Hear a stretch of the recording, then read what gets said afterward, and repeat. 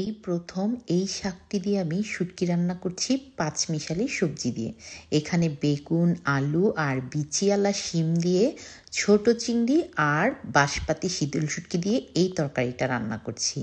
এখন আসি শাকের কথায়। এই যে দেখতে পাচ্ছেন শাকটা, এই শাকটা মূলত নোনতা শাক নামে পরিচিত। তবে এতদিন আমি খুদুইরা শাককে নোনতা শাক বলে জানতাম। তো ছোট চিংড়ি দিয়ে আমি এই শুটকি তরকারিটা রান্না করছি প্রথমবারের মতো। দেখি খেতে কেমন হয়। আর রান্না করার পর খাওয়ার পর দেখলাম বেশ ভালোই লেগেছে।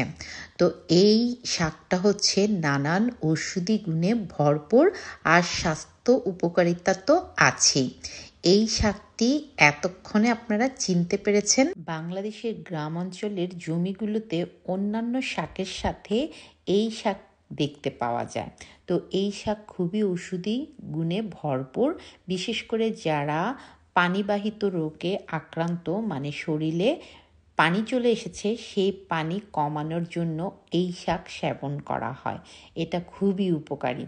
তো এটা আমি শুনেছি। সো যাদের দেহে পানি চলে এসেছে বিভিন্ন রোগের কারণে, তারা এই শাক খেয়ে ট্রাই করে দেখতে পারেন। আর এই শাকের ভাজিটা কিন্তু বেশ স্বাদ হয়। আমার কাছে তরকারি থেকে এই যে দেখুন আমি ভাজি করছি, এটা বেশ টেস্ট।